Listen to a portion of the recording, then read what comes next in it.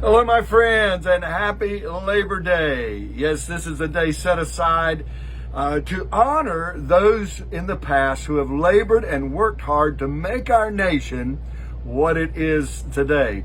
But unfortunately, as we travel around and see in businesses and the culture today in which we live in, we're seeing many signs in the window saying, "Help wanted."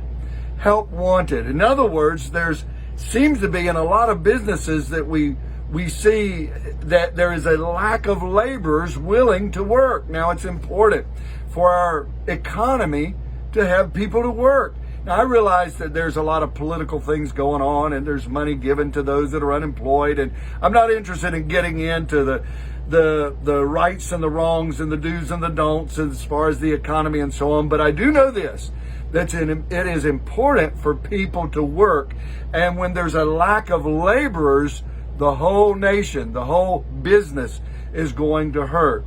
Is going to be lacking. And we all hurt when there's a lack of laborers. Well, I was thinking in Scripture in Matthew chapter number 9. I want to read a couple of verses to you because the Lord also is looking for laborers, and it seems like there's few laborers or few people willing to work in the kingdom. Let me read this to you. Then he said to his disciples, I'm reading in chapter 9 of Matthew, verse 37 and 38. Then he said to his disciples, the harvest is plentiful, but the laborers are few. Therefore pray earnestly to the Lord of the harvest to send out laborers into his harvest.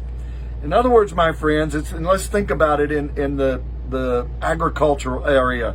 We live here in eastern North Carolina. I do, in a farming area, and I can tell you, when the crops are ready, there needs to be people to go gather the crops. There needs to be laborers, and if there's a lack of laborers, then there's going to be food and crops that will not be able to be brought in, and we're all going to hurt if there's a lack of crops and food that is brought in.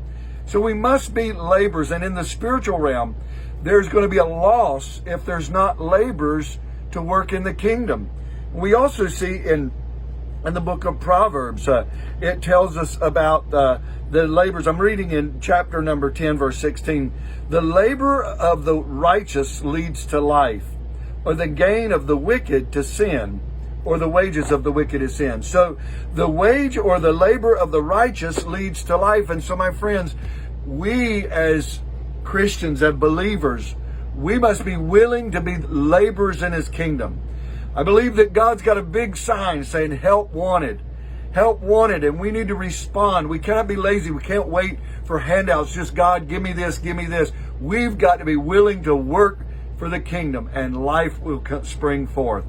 So, friends, on this Labor Day, I encourage you to be a volunteer, to labor for the Lord, and he will bring life to you and to your surroundings, your family, and our community. God bless you. Look forward to seeing you again tomorrow. Bye-bye.